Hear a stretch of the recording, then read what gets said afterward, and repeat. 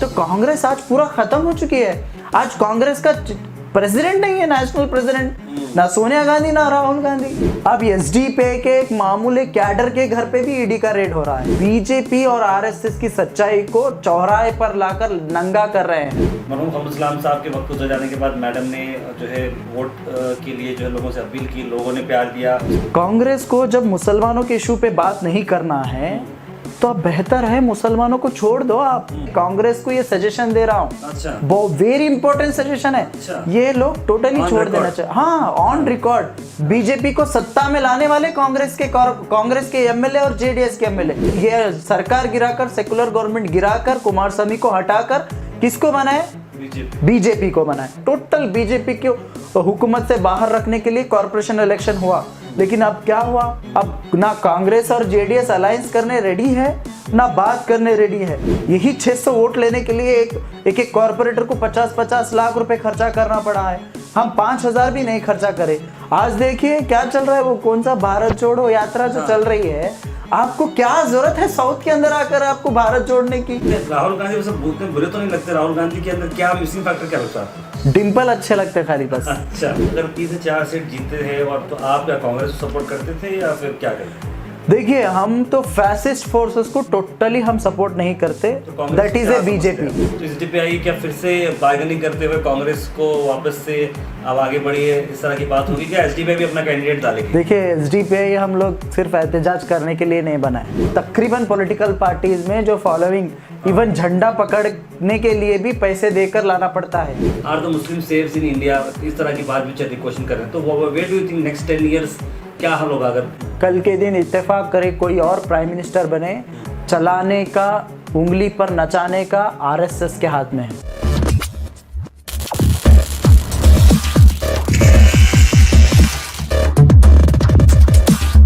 Face to Face is powered by Manur Multi Speciality Hospital.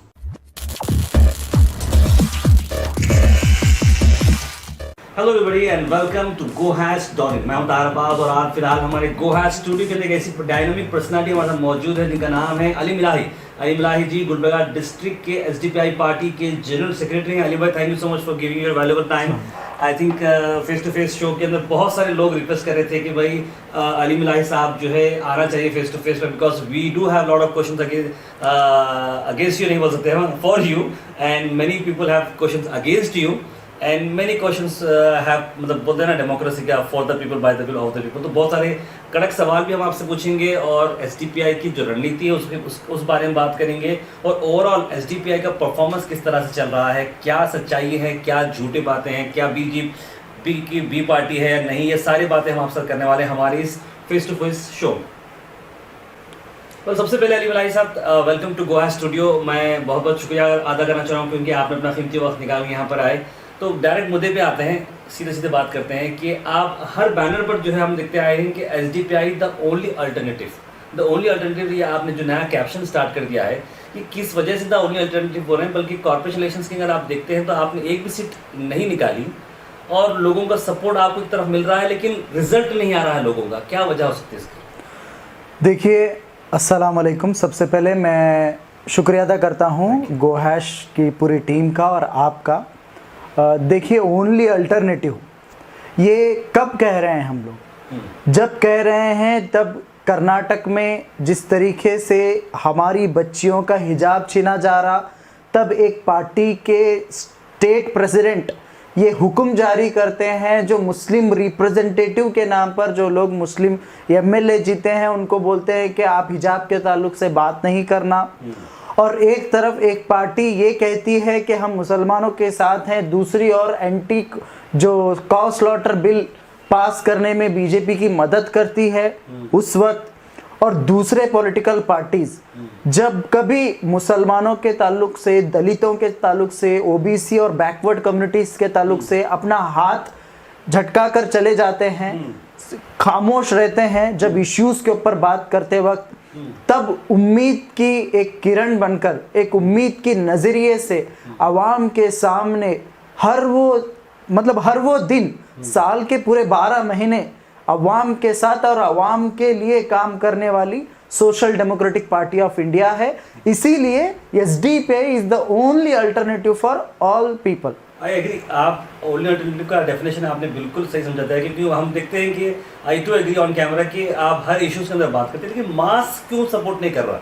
आप issues के अंदर हैं, लोग आपको अप्रिशिएट कर रहे हैं, but there is no big जो फॉलोइंग बोलते हैं, मैसिव फॉलोइंग बोलते हैं, वो क्यों नजर नहीं आ रही एसडीपीआई के साथ? देखिए हम फिर दूसरे किसकी फॉलोइंग है, किसकी भी फॉलोइंग नहीं है, बहुत सारी पार्टीज नहीं है। आप देखिए तकरीबन पॉलिटिकल पार्टीज में जो फॉलोइंग इवन झंडा पकड़ने के लिए भी पैसे देकर लाना पड़ता है, लेकिन जब एसडीपीआई पीपल्स पावर कॉन्फ्रेंस हम लोगों ने नेशनल कॉलेज ग्राउंड में ऑर्गेनाइज किया था 1 महीने पहले, बारिश के वजह से हमारा प्रोग्राम आइन वक्त पे चेंज हो गया।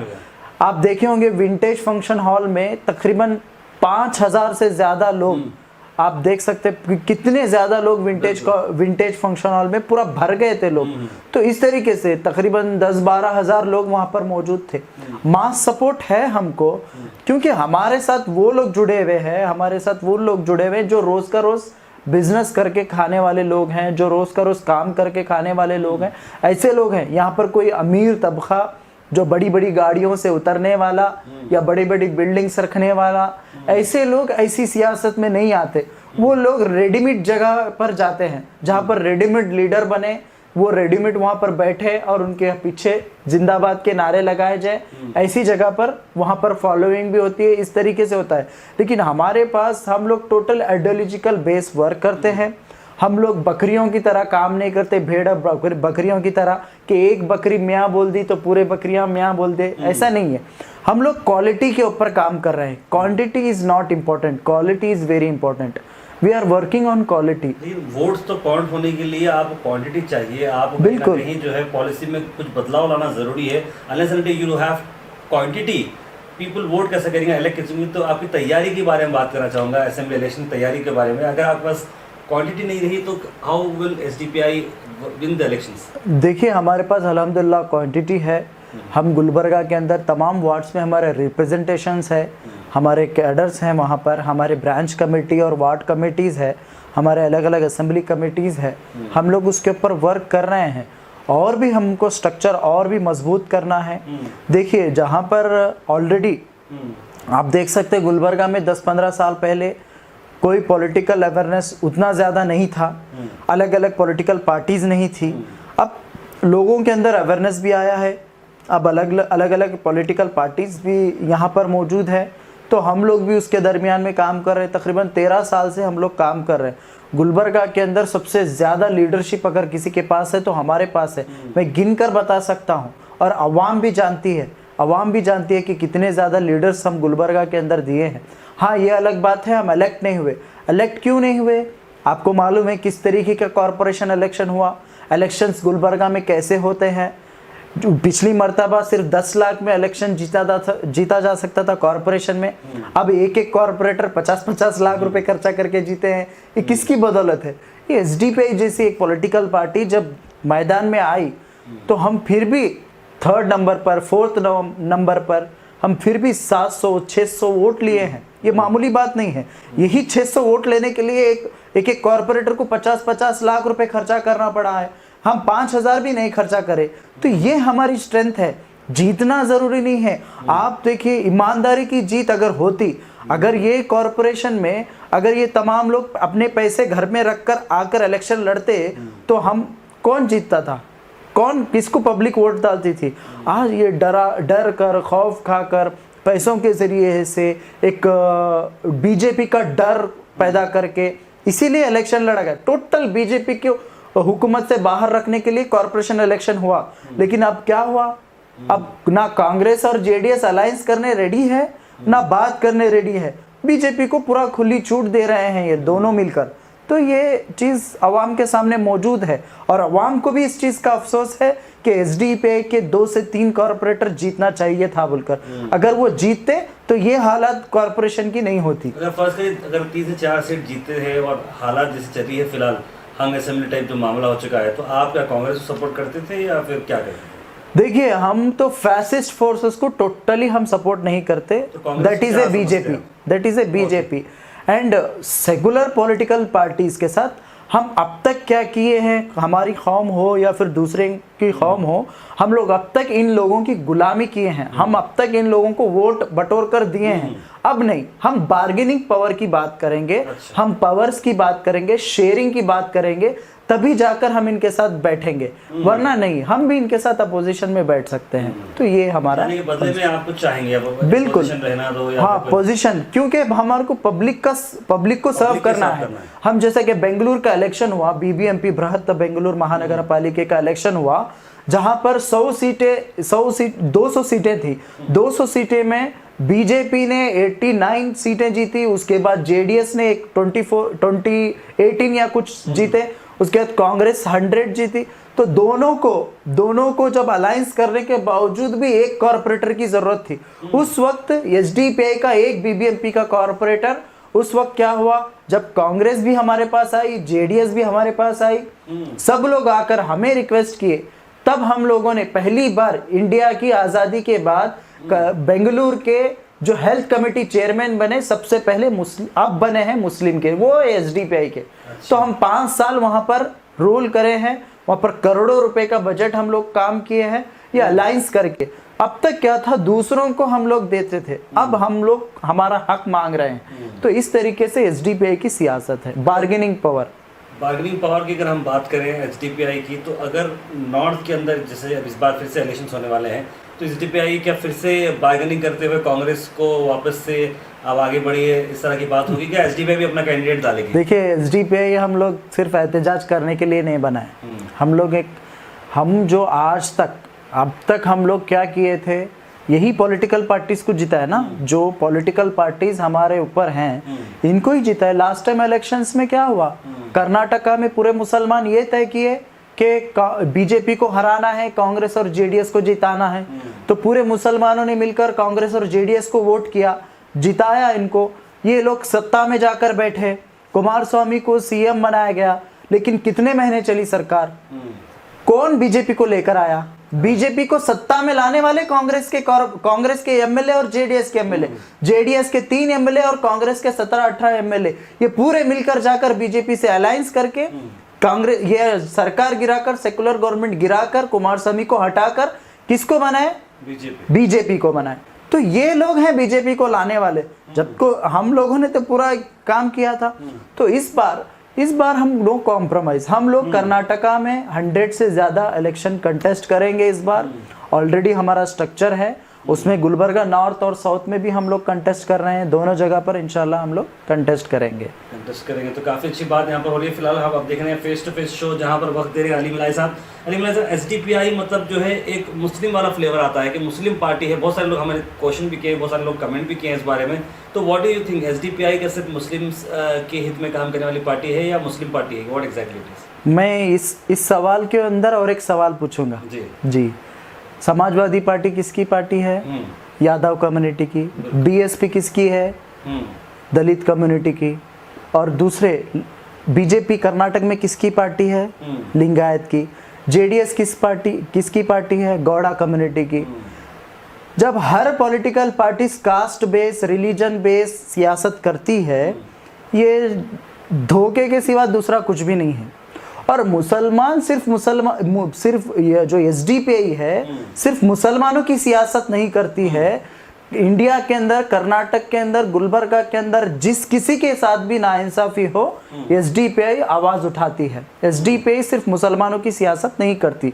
लेकिन हाँ, अब मुसलमान आईसीयू में है, पूरे कम्युनिटीज इंडिया के अंदर जनरल वार्ड में है, फुल एंजॉय कर रहे हैं, लेकिन मुसलमानों की हालत आईसीयू में है। अब जब तक डॉक्टर का काम क्या है, आईसीयू के पेशेंट को जब तक जनरल में शिफ्ट नहीं करते, तब तक वो सुकून से नहीं बैठेगा। तो हम डॉक्टर का काम कर रहे हैं, इसीलिए आईसीयू से निकालकर मुसलमानों को जनरल वार्ड में लेकर आना है, सबको बराबरी के हुकूक मिलना है। यही डेमोक्रेटिक सेटअप है और यही कॉन्स्टिट्यूशनल राइट्स है। कॉन्स्टिट्यूशन भी कहता है आप किसी कौम को, किसी कम्युनिटी को, माइनॉरिटीज को आप दरकिनार करके सिर्फ एक बड़ी कम्युनिटी को आप खुश करने के लिए काम नहीं कर सकते। इसीलिए आज दलितों, बिछड़े हुए तबकात और जो जंगलों में रहने वाले जो आदिवासी हैं और मुसलमान हैं, इन तमाम की हालत बहुत पसमानदा है, बहुत लो हो गई है। तो इनको उठाने के लिए हमें सियासत करना है, तो इसके लिए हम लोग काम कर रहे हैं। इस तरह से अगर आप काम करते जाएंगे, डॉक्टर बनते जाएंगे, आप जो है आप मुसलमानों को या लोगों को अलग अलग पार्टी के आईसीयू से बाहर निकालेंगे, तो इस तरह की ईडी के रेट्स पढ़ना शुरू होंगे, आपके पास एनआई के रेट्स पढ़ना शुरू होंगे, तो इस पर क्या कहेंगे आप? देखिए, जब हम बुराई को बुरा कहते हैं तो बुरे शख्स को दर्द तो होगा ही। आज देखिए, अब तक हम लोग पहले सुनते थे कि बड़े बड़े पॉलिटिशियन के घर पे ईडी का रेट, बड़े पॉलिटिशियन पी चिदम्बरम के घर पे, क्योंकि फाइनेंस मिनिस्टर थे बड़े बड़े। अब क्या हुआ, अब एसडीपी के एक मामूली कैडर के घर पे भी ईडी का रेट हो रहा है। क्यों? क्योंकि हर अपोजिशन आवाज को ये लोग दबाना चाहते हैं।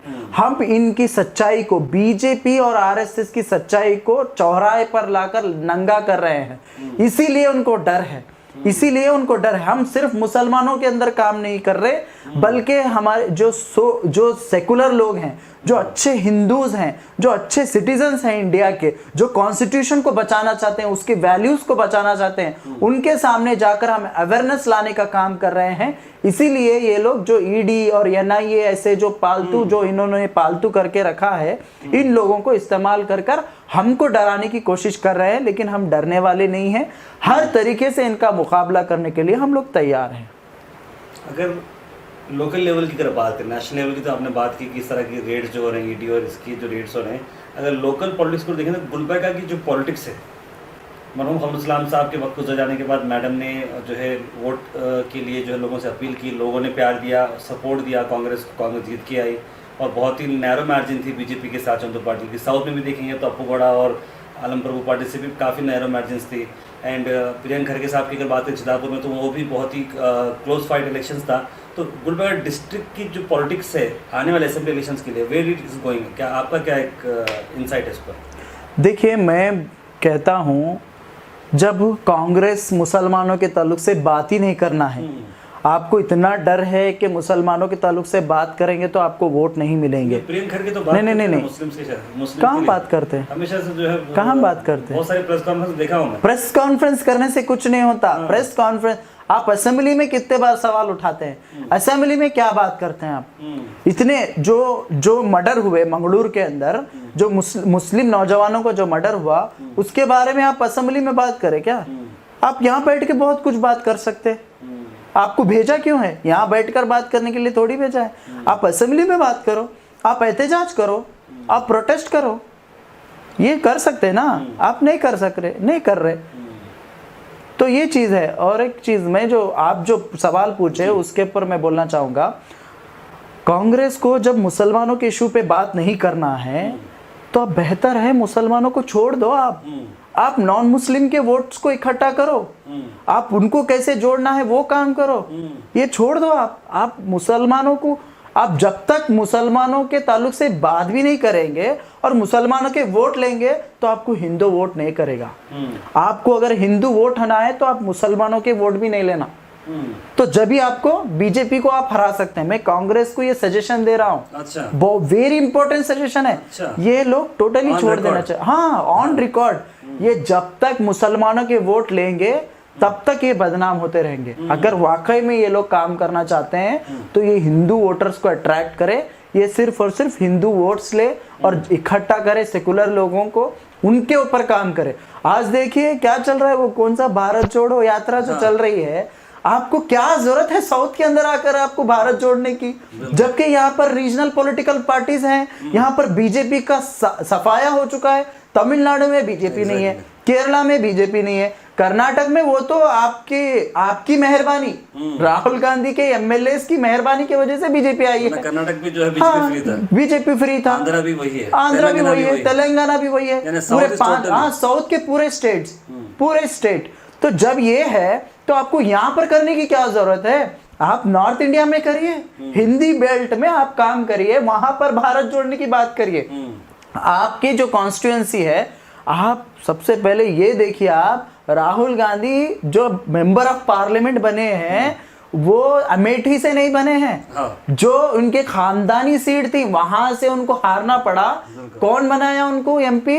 मुसलमान बनाए हैं केरला के, वो लोग जिता कर भेजे हैं उनको वहां पर, मुस्लिम लीग ने बनाकर भेजा है, नहीं तो पार्लियामेंट में कदम रखने के भी काबिल नहीं थे। तो कांग्रेस आज पूरा खत्म हो चुकी है। आज कांग्रेस का प्रेसिडेंट नहीं है, नेशनल प्रेसिडेंट, ना सोनिया गांधी ना राहुल गांधी, अभी प्रेसिडेंट चुनने में लगे हुए वो लोग। तो ऐसी पार्टी जिनका पूरा वजूद खत्म होने आ रहा है। हाल ही में गोवा में क्या हुआ, इनका चीफ मिनिस्टर बीजेपी के गोद में बैठा है, बीजेपी के गोद में बैठा है और बीजेपी की हुकूमत। ये पहली बार थोड़ी हुआ, दूसरी बार है, सेकंड टाइम है। तो इस तरीके से अब मुसलमानों को, दलितों को, बैकवर्ड कम्युनिटीज को अपना खुद का प्लेटफॉर्म को मजबूत करना जरूरी है। अब ये इन पॉलिटिकल पार्टीज ने कुछ नहीं रखा है। कांग्रेस द ओनली अपोजिशन बोलते हैं, कांग्रेस एक ऐसी पार्टी है जो नेशनल लेवल पर हरा सकती है, तो वो कांग्रेस अब है या नहीं? नहीं है। नहीं। Rahul Gandhi is not the right candidate for Congress president, ऐसा कहना चाहेंगे आप? नहीं, वो तो उनको डिसाइड करना चाहिए। उनके खुद के लोग बोल रहे हैं, उनके खुद के गुलाम नबी आजाद अपनी पूरी जिंदगी कांग्रेस में चली गई, लेकिन क्या बोले वो, Rahul Gandhi is not fit. CM Ibrahim पूरे कांग्रेस में पूरा हर चीज पावर एंजॉय करे, अब Rahul Gandhi is not fit. पूरे बड़े लीडर्स पूरे छोड़कर जा रहे हैं, कपिल सिब्बल छोड़कर चले गए, बहुत सारे बड़े लीडर्स छोड़कर गए। क्यों? क्योंकि Rahul Gandhi is not fit. लेकिन उतने राहुल गांधी उतने बुरे तो नहीं लगते। राहुल गांधी के अंदर क्या मिसिंग फैक्टर क्या लगता है? डिम्पल अच्छे लगते खाली बस। अच्छा, तो आखिर में एसडीपीआई की लास्ट फेज में हम जाते हैं इस शो की, because we are running out of time.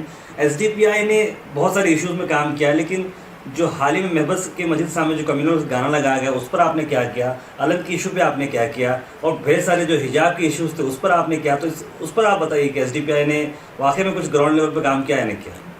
देखिए, जिस वक्त वहाँ पर बज रहा था, जो भी सॉन्ग बज रहा था, उससे पहले कमिश्नर ऑफिस पे जाकर ये लोगों ने डीजे का परमिशन पूछा था।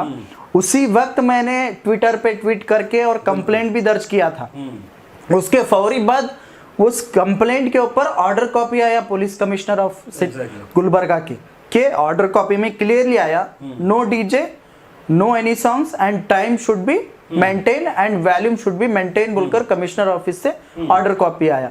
उसके बाद क्या हो गया, वो तमाम चीज़ों को दरकिनार करके वहां पर वो चीज़ें की गई।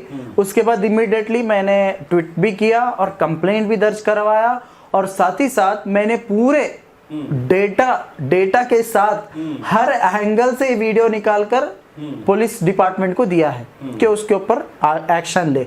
लेकिन हुकूमत के प्रेशर से, देखिए आप, पावर इज एवरीथिंग। जिसके हाथ में पावर रहता है वैसा लोग नाचते हैं। तो देखिए, पावर उनके हाथ में है, तो उन्होंने कहा कि फलाना आदमी के ऊपर एफआईआर नहीं करना है, तो एफआईआर उसके ऊपर नहीं हुआ। लेकिन जो ऑर्गेनाइजर्स हैं उनके ऊपर एफआईआर करवाया, हम लोगों ने करवाया। सो मोटो एफआईआर हुआ, लेकिन पूरा डॉक्यूमेंटेशन हम लोगों ने दिया, मैंने खुद दिया है। तो ये हम लोगों ने किया। और रही बात अलंग के इशू में, सबसे पहले हम लोग सबको ऑर्गेनाइज किए।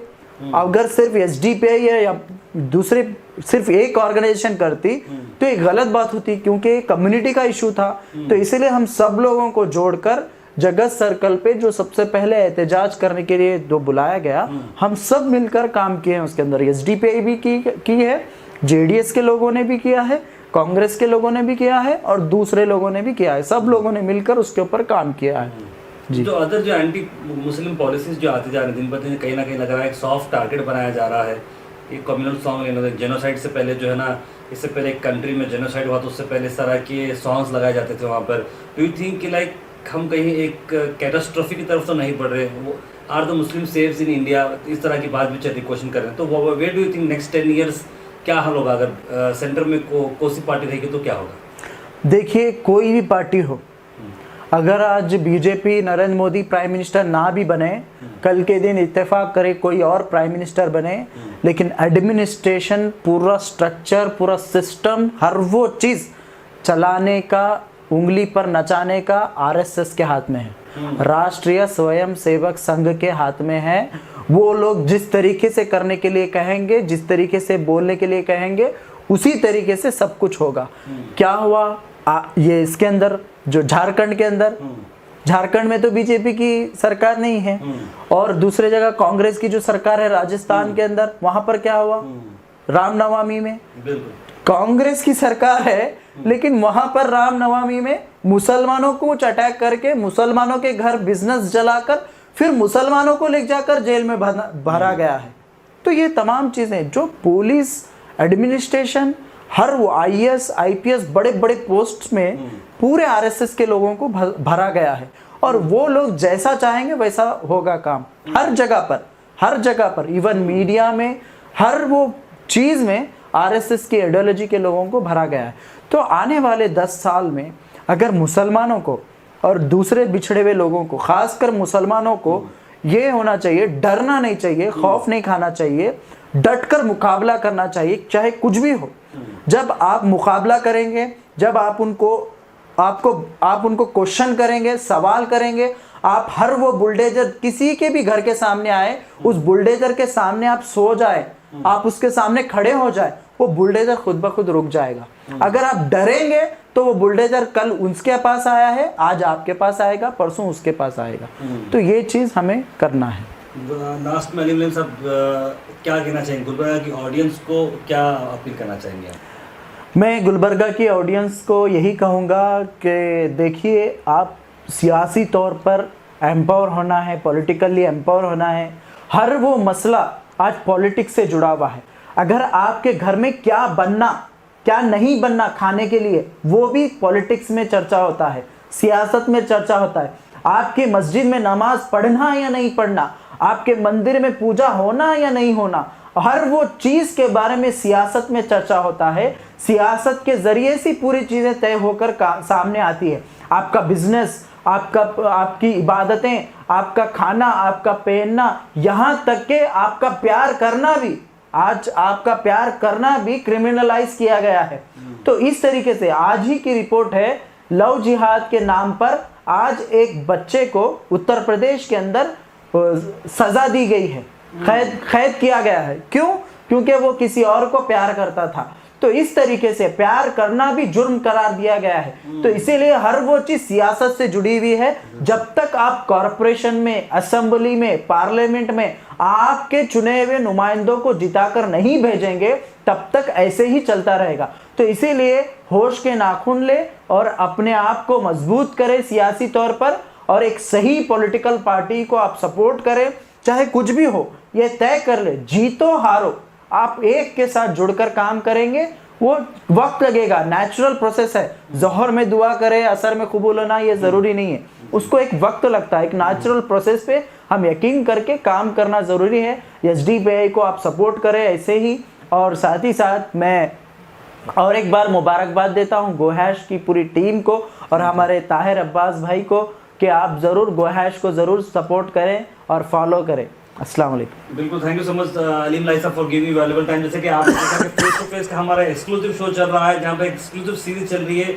हर वीक हम नए नए कैंडिडेट्स को यहाँ पर ला रहे हैं, नए नए सितारों को हम सामने ला रहे हैं, और उनकी बात क्या है और आपके सवाल और हमारे सवाल मिक्स करके हम उनसे बात कर रहे हैं। तो आज वक्त दिया था जनाब सैयद अलीम इलाही साहब, जो कि एसडीपीआई के गुलबर्गा डिस्ट्रिक्ट के जनरल सेक्रेटरी हैं। अलीम भाई, thank you once again for giving valuable time. Thank you so much. Thank you.